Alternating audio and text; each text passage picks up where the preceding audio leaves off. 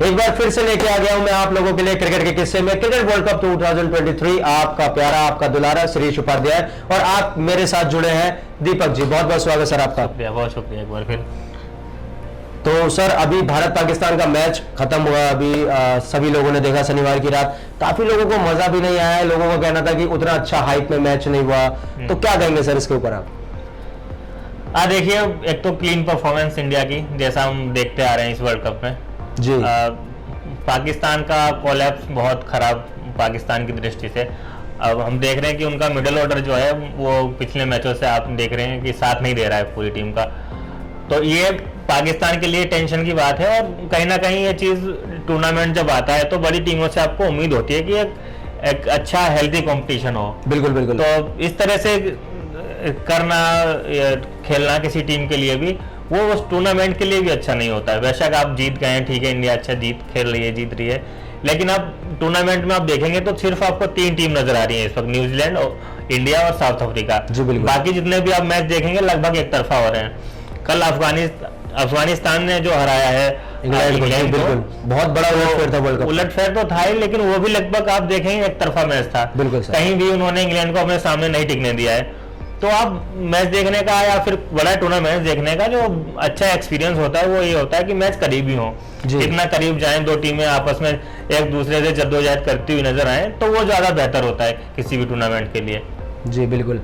तो भाई लोगों का यही कहना है कि मतलब पाकिस्तान का जो हाइप था, जो क्रिएट था कि हाँ भाई इतने रन बनेंगे, 155 पे जब 2 थे तो मतलब पूरा देश एक तरफ ये सोच रहा था कि हाँ क्या पता कोई बड़ा स्कोर बन जाए, 300 280 के आंकड़े को पार कर जाए पाकिस्तान। लेकिन वो एकदम से कोलैप्स आया, वो ड्रिंक्स में अश्विन का आना, वो रोहित को समझाना, सर वो क्या मतलब कुछ तो होगा एक्सपीरियंस प्लेयर।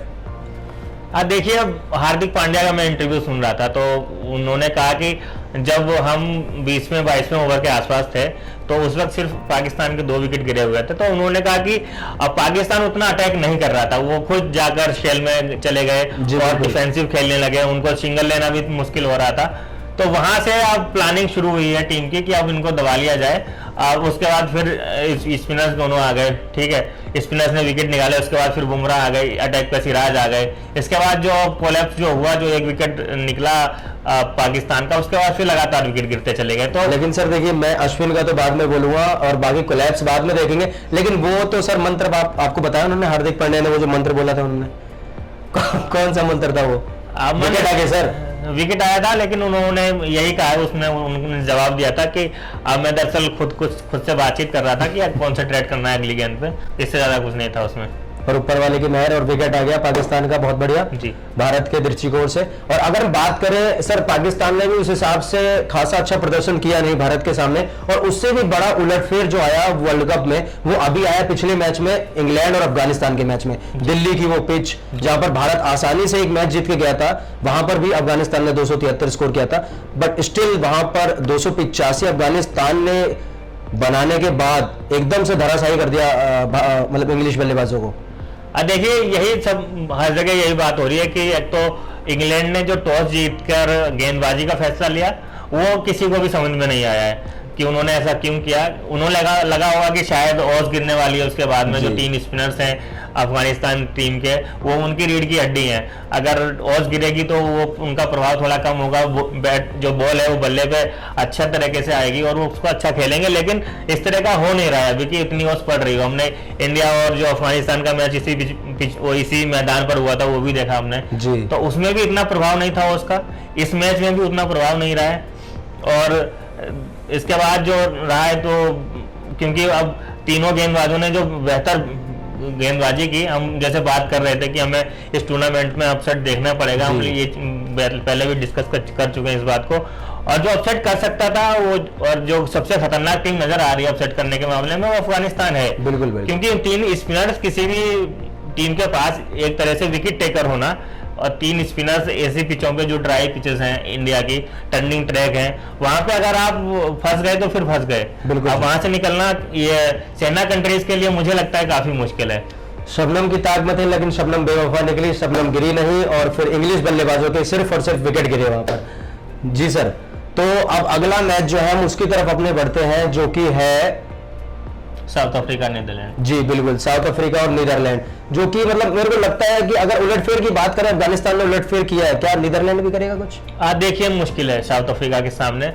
देखिए मुख्य वजह है, मैं आपको बताऊं ये इसकी कि इंग्लैंड के पास एक तो गेंदबाजी उतनी बेहतर नहीं है, आपको ये मानना पड़ेगा। बेन स्टोक्स बाहर है। बेन स्टोक्स बाहर है, लेकिन वो भी बहुत कम गेंदबाजी करते हैं, बल्लेबाजी पे उनका ज्यादा फोकस होता है। मेन वजह ये है कि देखिए क्रिस वोक्स आपके हैं जो, वो भी ऑलराउंडर हैं। बिल्कुल। मेन गेंदबाजों में आप देखेंगे तो इस वक्त टॉपली है और मार्क वुड है। जी बिल्कुल। ठीक है, जो आउट एंड आउट एक फास्ट बॉलर है मार्क वुड, ठीक ठाक गेंदबाजी कर रहे हैं। उसके बाद थोड़ी बहुत अच्छी गेंदबाजी आदिल रशीद ने की है, मतलब उन्होंने सबसे अच्छी गेंदबाजी की है, मान लीजिए 3 विकेट उन्होंने लिए स्पिनर्स के साथ। ठीक है, मोइन अली को टीम से बाहर निकाल के रखा हुआ है ऐसी पिचेस पे जहां टर्न हो रहा है।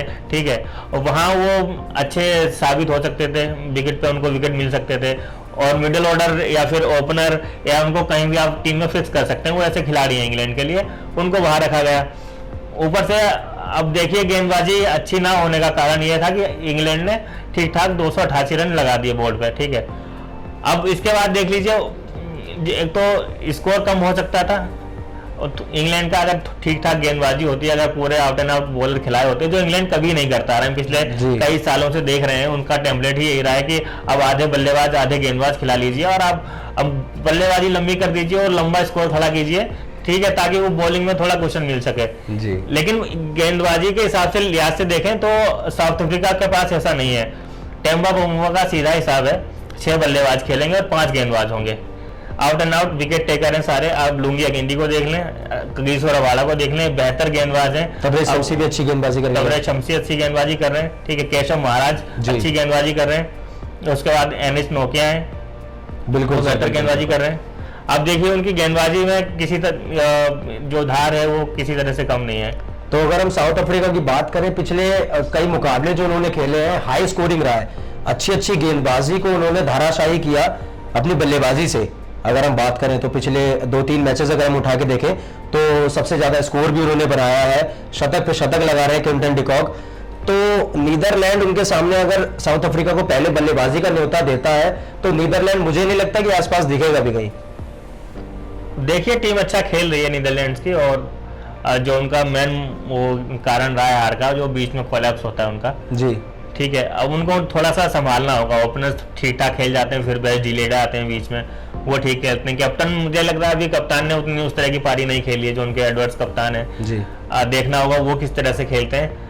तो आप सोचेंगे कि हाँ थोड़ा सा अगर फाइट बैक कर सकें तो बल्लेबाजी सही कर सकते हैं, और गेंदबाजी मुझे नहीं लगता इतनी कोई खास गेंदबाजी है जो साउथ अफ्रीकी बल्लेबाजों को परेशान करे। तो ये मैच भी देखेंगे आप, बहुत ज़्यादा इसमें आपको कंपटीशन नज़र नहीं आएगा। अगर गेंदबाजी बेहतर रहती है साउथ अफ्रीका की तो ये टीम बहुत ज़्यादा स्कोर नहीं बना पाएगी। तो आपका कहने का मतलब है सर कि इस वर्ल्ड कप का ये एक और फीका समझ जाएगा? हाँ कह सकते हैं इसको।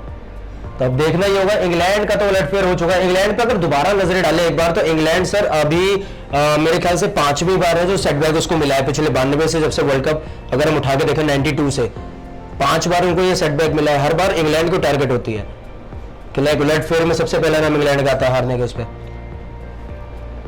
देखिए इसमें कोई वैसी कोई खास वजह तो है नहीं, लेकिन थोड़ा ये देखने को मिलता है कि इंग्लैंड के पास कभी भी मतलब कोई खास नीति नहीं रही है।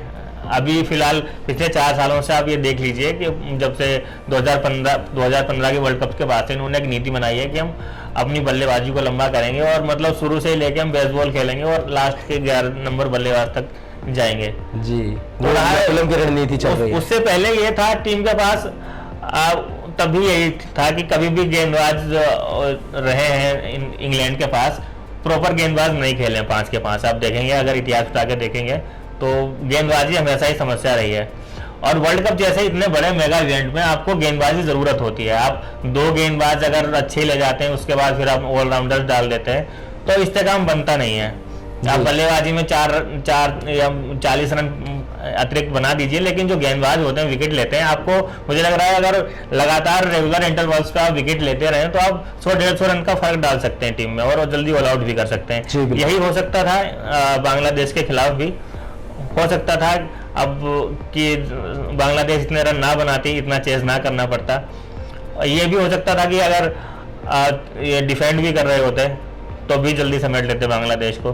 तो गेंदबाजी इंग्लैंड की हमेशा समस्या रही है, बायलैटरल सीरीज में चल जाता है लेकिन टूर्नामेंट्स में, इस तरह के टूर्नामेंट्स में नहीं चल सकता है। अब सारी टीमें तैयारी के साथ आती हैं तो आपको कोई भी कभी भी हरा सकता है। जी बिल्कुल, वो बात तो सही है आपकी। तो अगर हम सर अभी प्रेडिक्शन की अगर बात कर लेते हैं एक बार, प्रेडिक्शन आपकी जो रही है अभी तक, बिल्कुल खासा मतलब प्रभाव डाला है प्रेडिक्शन ने आपकी इस वर्ल्ड कप में, एक तरफा रहा है। मतलब अगर आपने कहा कि पाकिस्तान इजीली हार जाएगा, पाकिस्तान इजीली हार गया, एक उलटफेर देखने को मिलेगा हमें इंग्लैंड अफगानिस्तान के मैच में मिल गया। तो अगर प्रेडिक्शन की बात करें सर, अगर कल साउथ अफ्रीका पहले बल्लेबाजी करता है, नीदरलैंड जैसी थोड़ी मतलब हल्की गेंदबाजी के सामने, तो कितना स्कोर होगा साउथ अफ्रीका को अगर पहले बल्लेबाजी करा दो तो? देखिए धर्मशाला में मैच है तो मुझे लग रहा है कि अगर साउथ अफ्रीका पहले बल्लेबाजी करता तो एक बार फिर से आपको बड़ा स्कोर देखने को मिलेगा। अब देखेंगे 300 से ऊपर बांग्लादेश, माफ कीजिएगा, साउथ अफ्रीका बनाएगा। और मैं एक सुधार करना चाहूँगा, अभी मैंने कहा था कि एनिच नोकिया टीम में है, लेकिन वो टीम में नहीं है, वो इस बार मुझे लग रहा है वर्ल्ड कप से ही बाहर हैं। तो मुझसे ये गलती हुई है कि उनका नाम लिया, लेकिन बाकी जो गेंदबाज हैं साउथ अफ्रीका के सारे जो विकेट टेकिंग ऑप्शंस हैं, मैं ये कहना था। हाँ, आप बात कर रहे हैं कि इसकी कि देखिए साउथ अफ्रीका रन बनाएगा कि क्विंटन डिकॉक लगातार 2 शतक बना चुके हैं, अच्छी फॉर्म में। टेम्बा बाउंगा को अभी रन बनाना है, हालांकि वो भी अच्छी लय में जब भी खेलते हैं, आप खेलते हुए बहुत खूबसूरत लगते हैं, अच्छे शॉट मारते हैं। तो अब देखेंगे कि आने वाले समय में या इसी मैच में टेम्बा बाउंगा भी आपको रन बनाते हुए दिखेंगे। एनरिच क्लासन अच्छी फॉर्म में है, एडन मार्करम अच्छी फॉर्म में है, तो आप इस टीम को कहीं भी हल्का नहीं पाते, मिडिल ऑर्डर हो, ओपनर हो या डेविड मिलर हो, तो आप ये इस टीम से देखेंगे कि लगातार ये फायर करते हुए जाएंगे। और इस टीम को भी रोकना मुझे लग रहा है अभी सामने किसी भी टीम के लिए खासी मुश्किल होने वाली है।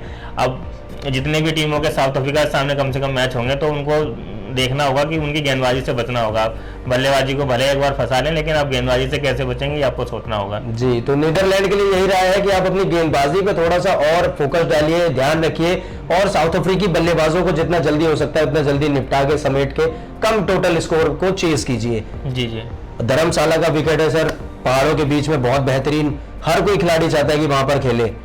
तो स्टेडियम के बारे में कुछ 2 शब्द सर।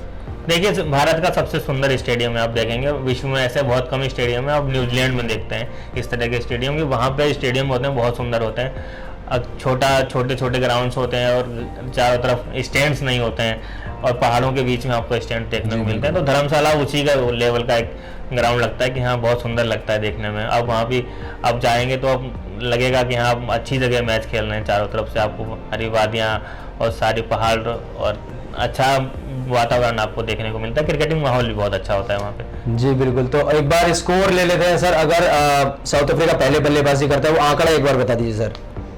देखिए अब 350 मान के चलिए अगर नीदरलैंड से, और ये ज़्यादा ऊपर भी जा सकता है 350, 350 से नीचे रन नहीं बनेंगे अगर साउथ अफ्रीका बल्लेबाजी करती है, क्योंकि नीदरलैंड्स के पास वो गेंदबाज नहीं है जो साउथ अफ्रीका जैसी गेंद बल्लेबाजी पर हावी हो सकें, उनको रोक सकें इतनी जल्दी। वेस्ट इंडीज अच्छा खेल रहे हैं, अच्छी गेंदबाजी कर रहे हैं, लेकिन हर दिन उनका दिन नहीं होगा। आप ये भी मान के चलिए किसी दिन उनको भी रन पड़ सकते हैं। अगर साउथ अफ्रीका ये सोचेगा कि वेस्ट इंडीज उनके अच्छे गेंदबाज हैं तो उनको खेल के निकाल दिया जाए, बाकी गेंदबाजों पर प्रयास किया जाए, और 40 ओवर बहुत होते हैं आप रन बनाने के लिए। जी बिल्कुल, बाकी देखना यही होगा कि क्या रहता है साउथ अफ्रीका बनाम नीदरलैंड के मैच में, कौन होगा विजयी और किसका रुकेगा रथ। तो यही है चर्चा। बाकी 2-4 चीजें हैं सर मैं पूछना चाहूंगा आपसे कि रोहित शर्मा की जो पारी आई पाकिस्तान के सामने, उसके ऊपर अगर कुछ कहें आप। देखिए लाजवाब पारी, आप रोहित शर्मा को देख लीजिए इस वर्ल्ड कप में, तो सबसे अलग लग रहा है वो, मतलब अलग प्लेनेट पे खेल रहे हैं, उनके लिए अलग पिच बनाई गई है, लेकिन ऐसा नहीं है। उनकी एक तैयारी है, हमें दिखता है कि 1-2 मैचों में वो खेल रहा है तो इस मैच में उन्होंने अच्छा कर दिया, ठीक है, लेकिन उनकी तैयारी है पिछले 1.5-2 सालों से है जी, और उसका इन्हें खामियाजा भुगतना पड़ा है। काफ़ी आलोचना हुई है कि आप टिक्के नहीं खेलते हैं, आप आते हैं 40 रन बनाते हैं, आउट हो जाते हैं, कैच दे देते हैं, तो इसकी आलोचना बहुत हुई है। और मुझे लग रहा है कि इस अंदाज में अगर रोहित शर्मा खेलेंगे तो आने वाले मैचों में वो जल्दी विकेट भी दिलवाएंगे, लेकिन इसके लिए भी फिर हमें तैयार रहना होगा कि जो आप इंटरटेन हो रहे हैं रोहित शर्मा की बल्लेबाजी से, जिस अंदाज में वो खेल रहे हैं, और आगे आने वाले मैच में अगर उसी अंदाज में खेलते हुए वो आउट हो जाते हैं तो उसके लिए भी हमको तैयार रहना होगा कि हम उनकी आलोचना ना करें, क्योंकि उन्होंने इसी अंदाज को मतलब कई सालों, वो मतलब पिछले 1.5-2 सालों में अपनाने की कोशिश की है, और एक मैसेज देने की कोशिश की है पूरे वर्ल्ड को कि अब भारतीय टीम अपना रुख बदल रही है, और कप्तान रुख बदल रहा है तो फिर इसका मतलब पूरी टीम रुख बदल रही है। जी बिल्कुल, वो सहवाग जैसा ओपनर हमें फिर से एक बार देखने को मिलेगा रोहित शर्मा के रूप में? अब देखिए, तुलना तो मैं नहीं करना चाहूंगा, लेकिन रोहित शर्मा मतलब अलग लेवल के खिलाड़ी हैं। वो मतलब आपको किस गेंद पे छक्का मार देंगे आप समझ नहीं पाएंगे। अब अच्छी से अच्छी गेंद पे वो छक्का मार देते हैं। अब मान लीजिए, जब वहाब रियाज, जिनको दुनिया के सबसे खतरनाक गेंदबाजों में गिना जाता है, जब उनको बैक टू बैक छक्के मार सकते हैं वो, तो कोई भी गेंदबाज उनके सामने पानी भरता हुआ नजर आएगा। जी बिल्कुल। तो अब मैं यही कहना चाहूंगा, सबसे बड़ा जो चैलेंज रहेगा वो यही रहेगा भारत के आगे। आपका कहना है कि साउथ अफ्रीका और न्यूजीलैंड? देखिए, बहुत बड़ा चैलेंज होने वाला है साउथ अफ्रीका और न्यूजीलैंड, क्योंकि दोनों ही टीमें अच्छी टीमें हैं, बैलेंस टीम है बहुत ज़्यादा।